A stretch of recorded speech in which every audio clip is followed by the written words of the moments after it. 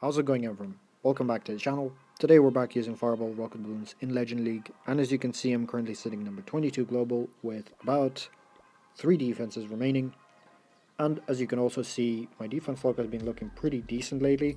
I've been trying to keep track of bases that I've been running, trying to tweak and bait certain entries, so it's been working out quite well for me, and also in terms of offense it's been looking pretty decent.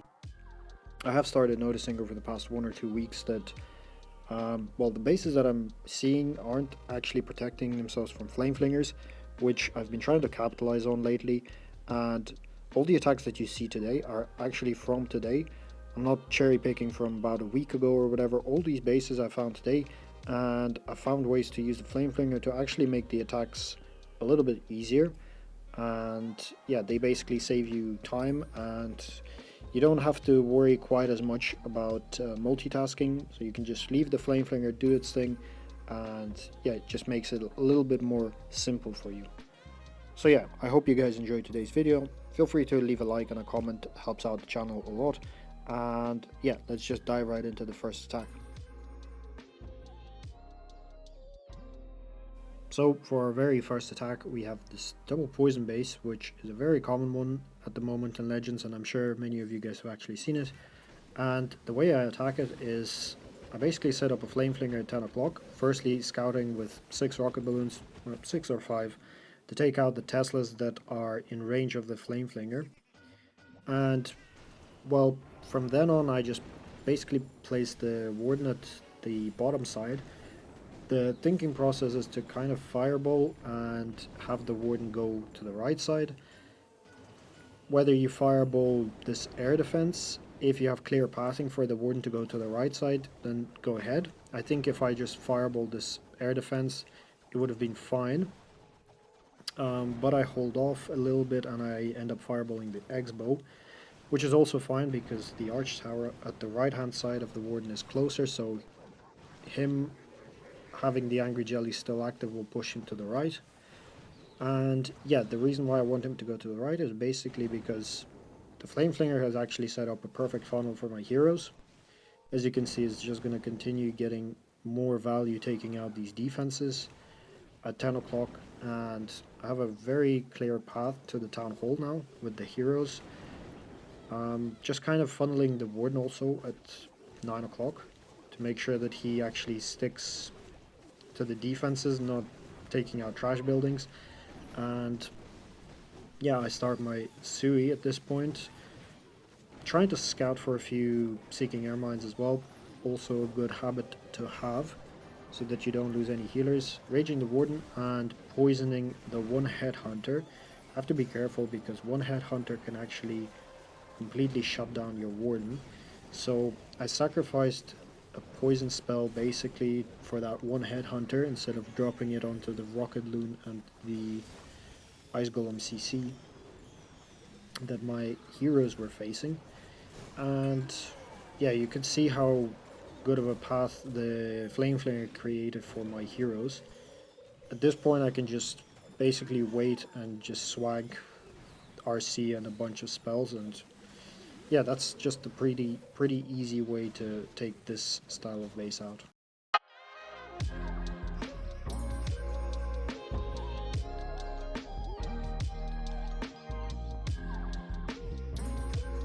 For a second attack we have another double poison base, and well, there's a little bit of flame flinger to be had at 10 o'clock yet again. It's a symmetrical base, so you could also, I guess, place the flame flinger at 5 o'clock. The reason I opted for the 10 o'clock side, however, was because there was a queen there, which would ultimately be damaged by the flame flinger flames, while the king obviously has much more health, so he's not going to be affected quite as much. Here I scout for a few Teslas with a rocket balloon, there were none, so I placed the flame flinger, and quite the same as in the first attack, I placed the warden at 6, aiming to fireball the fire spitter, the closest side fire spitter. That gets really good value, and importantly takes out the far side fire spitter, which is facing the warden. So I want to make sure I take that out. And yet again, kind of similar as in the first attack, I want the warden to go to the right. because the Flame Flinger is actually going to set up a really nice funnel for my heroes to get the Town Hall. Here the jelly runs out, and perfectly timed, I don't even have to invis, and using a single quake because I don't need to use two, obviously, so saving myself a quake. The Warden does go to the left, so I pull him with 4 rocket balloons to the right side. And yeah, as you can see, that Flame Flinger is getting really good value. It's actually damaging the queen, as I was saying, and it might take it out. Now I just start setting up the funnel for the hero dive, keeping an eye out on the Warden as well, because there is a single there, so I have to be careful. Plus, I do want to, well, generally you'd like to send a rocket balloon into that single just to test for potentially like a red mine farm or some seeking air mines. And well, I'm going to try to do that later, but just trying to focus on the hero dive at the moment. The king wants to go around, but the funnel was pretty well set, and as you can see, this flame flinger, just like in the first attack, has created a really nice funnel for the heroes, and has actually taken out the queen, so that's really nice. And yeah, just a matter of time at this point, just using the invis on the queen, popping her ability, kind of trying to save the warden a little bit because he is in a bit of trouble, but not really. And yeah, on to the next attack at this point.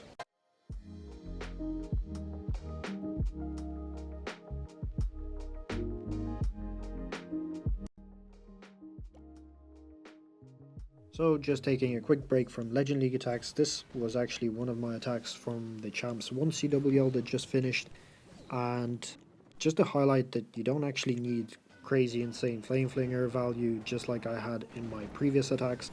Here I'm basically just aiming for, well, the general idea is to fireball this builder hut, and that takes out a large chunk of the base, have the warden go towards the town hall, and have the flame flinger work through some defenses at the bottom. The major ones like the ricochet cannon and this multi-arch tower. As you saw at the start, I did scout with a few Rocketloons for Teslas, which I actually found, so always scout before you place the flame flinger. And yeah, in case the warden doesn't go to the bottom side, I have a few rocket balloons to have him go down, but in this case a funnel was clearly set for him to go down, so all good on that front. As you can see, the flame flinger is about to take out this multi-arch tower, and it will go down. And at the top side I am setting up a funnel with a few Rocketloons and the baby dragon to push my heroes into this monolith side, which I have a skeleton spell for, so that's always really nice value from skeleton spell if you can plan out your attack ahead of time. And yeah, at this point the warden is fairly safe, so I can start my heroes. I put down a skeleton spell outside the range of any of the splash damage, just to kind of extend the value, I guess, of the skeleton spell. And yeah, we're breaking the heroes in. As you could see, actually the super minions triggered the rage tower, which was actually something that I wasn't really planning on getting from them, but yeah, that's another, I guess, positive.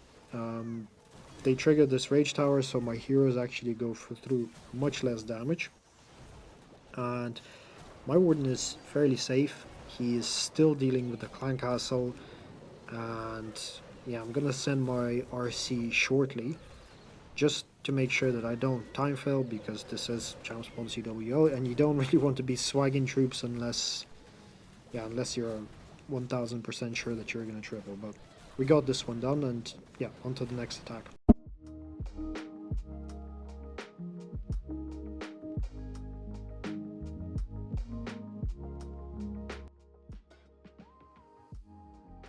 Actually, a very common base or double poison base from last season.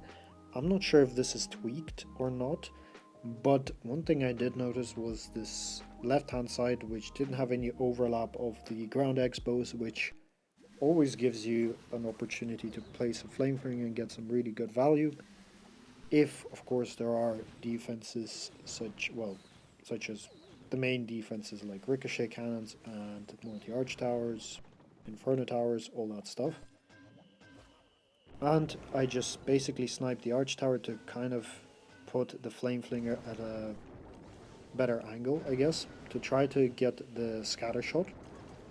At least that was the purpose of it.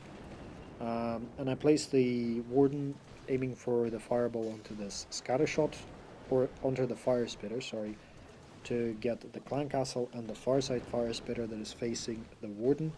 Yet again, kind of similar approach as with the second base that I attacked in this video.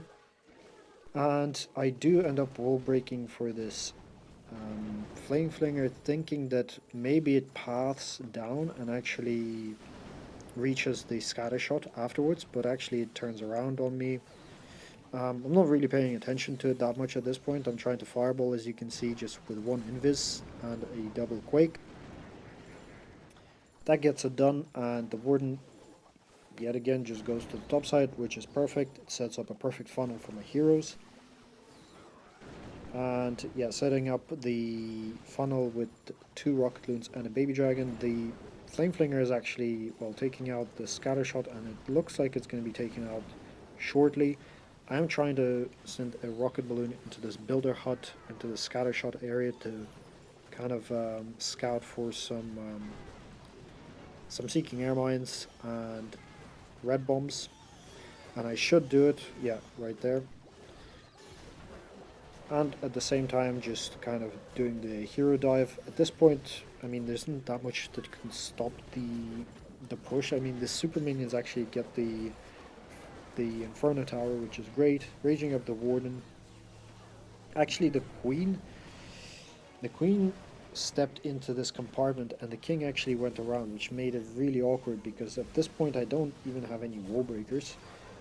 Luckily, the Queen actually shoots the right wall and gets into this town hall. Not that, I mean, if she died, I think I would have just had the RC for the town hall and it should have been fine anyways because of the amount of flame flinger value that I got. But yeah, pretty clean attack, and onto the 5th attack.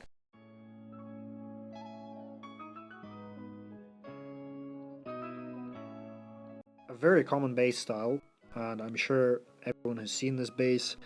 This one might be a little bit tweaked. They're all the same, but a little bit different, if that makes sense. So, looking at this base, it actually has ground, or it has air expos, and the expos are quite far away from this 12 o'clock side.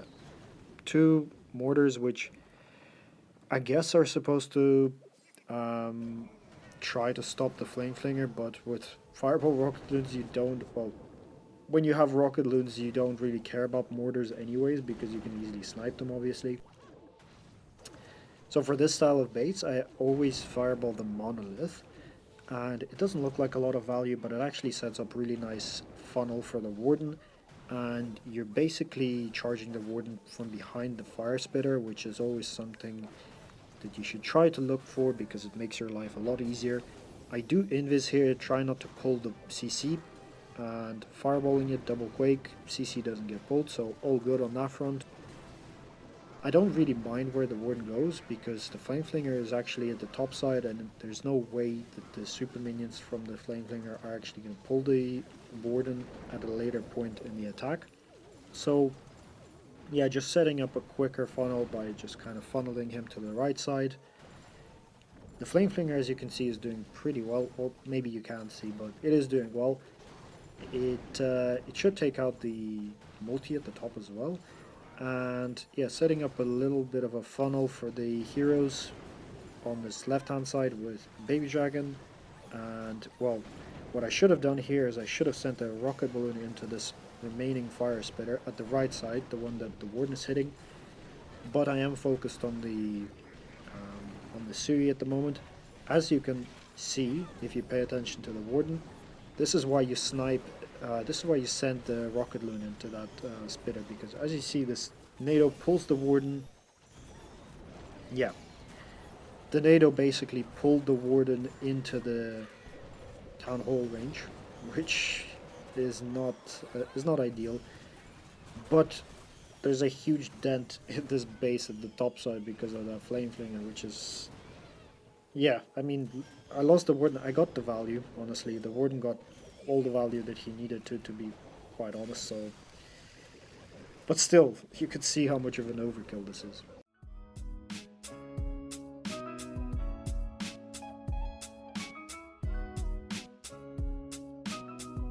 So yet another double poison base, and this one actually has a little bit of flame flinger value on the right side. You can see the eggs bows are kind of stacked on the bottom side and the top side, and obviously you have the monolith on the left side, so you can't really place a flinger there. But that right side looks pretty decent. You have the multi-gear tower, which the flame flinger is going to take out eventually. So I just let it do its thing at this right side section, and placing the warden at the bottom, kind of angled a little bit to the left because I am aiming for that X-bow beside the poison tower, keeping an eye out on the flame flinger and raging the warden up, sniping a mortar. Well, I'll end up sniping two mortars, but yeah, at the moment, trying to focus on the warden. Gonna fireball very shortly and use one quake to take out the fire spitter and the other X-bow. And actually in this attack by habit, I'm trying to funnel him to the right, which doesn't really make sense. As you can see, I'm like putting a baby dragon on this left side, which, like, yeah, you would do that only if you're trying to funnel him to the right, which actually isn't, like, I'm not sure why I'm doing it. I guess it's by habit. But him going to the left actually is ideal because him going to the right and eventually having him meet up with the super minions and follow them is definitely not something that you would want to do. Although it is a lot of damage, you can see there's this fire spitter that I'm fighting, and there was this monolith, now there's a king, and shortly there's going to be actually the town hall shooting. So while he's raged up, sending in the Sui, the Flame Clinger did a really good job in funneling. Like, it's still taking out bomb towers, establishing a really nice funnel for the heroes. But right now my warden is taking very heavy damage, and in my mind I'm just basically prepared to spend the rest of the spell slots that I have on him. Although to a certain point, like, if he's gonna die, then you might as well let him die. But in this case, I can kind of keep him up, and investing yet another invis, sniping out the ricochet cannon on the left side and sending in the world champion. Should have probably quaked, but a little bit late on the quake. But regardless, doesn't really matter. Triple, and we move on to the next attack.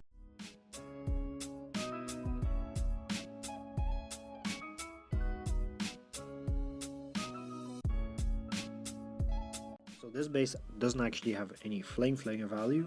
As you can see, the X-bows are pretty well placed, but I thought I'd share this attack anyways because it's a pretty toxic looking base, and yeah, in terms of just having the town hall isolated in the core, the idea here was to basically get a really nice fireball onto this X-bow, which gets the multi-gear tower, or if you fireball from the bottom side, it would get the scatter shot, but that would require 2 earthquakes. So I decided to go from 9 o'clock. It's only 1 earthquake investment, and I'm gonna fireball this X-bow and have the warden go towards the queen side. So you don't really want the warden to go down into the king and the multi-gear tower area because there's this gigabomb as well. It's a lot of damage, and you'd rather have the warden go right, and I do so.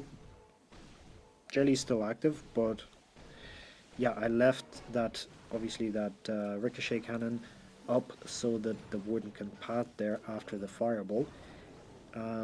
But yeah, you would have to fight the fire spitter if the warden went down, and it would just be a huge pain in the neck. So have the warden go up, he can chill out, do his thing, take defenses one at a time, which is perfect. And we'll start setting up the funnel here for the heroes as well. Also scouting that poison tower. I should send out a few more rocket balloons into that poison tower. But at the moment just focusing on setting up the Sui, reaching up the warden while I do so. Maybe not necessarily needed. Here you can see I'm sending in rocket balloons, scouting for that area for potential tornadoes or potential tornado or potential red mines. And yeah, having the warden chill out pretty much at the top side and have the heroes pushing in. Here I sprinkle in a few rocket balloons to try to take out these major defenses which aren't easily accessible by the king and the queen, and at the same time kind of pushing the queen farther into the base rather than her going around. But as you can see, she has no plans to go for the town hall, and I don't blame her because there is no funnel for her. So yeah, in this case I just send the RC for the core, quake the back end. The RC actually gets caught in the NATO, but it's all fine. The warden is very safe at the top side. He's dealing with the clan castle. Still have the rocket spears of the royal champion, freeze on the back end, and yeah, we got this one done.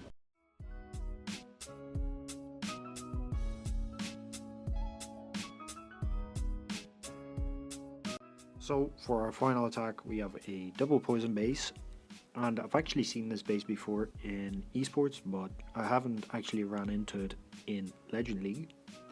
But the thought process is, well, to aim for the fire spitter, that gets the opposite fire spitter, and it obviously gets the clan castle, so that's pretty decent value. Starting from the right side, because just in case the warden goes towards the royal champion, which is just easier to deal with than the queen.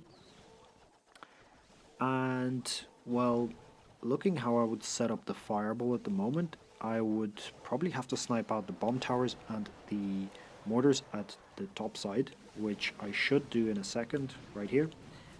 And probably an invis onto the scatter shot and this bottom side section. That should be enough. As soon as the warden takes out the ricochet cannon, that is, of course, the jetty runs out. Good timing, perfect setup for the double invis, and I should do it shortly. I'm not exactly sure what I'm waiting for here, but here's the fireball, perfect, and I did damage the scatter shot, so I'm gonna try to snipe it out because I can see that the warden is not gonna go towards that towards that top side beside the royal champion. And that's honestly fine. Unlike in the previous attack, there isn't that much damage, plus you're not going to be fighting the spitter on the back end, so that's perfectly fine.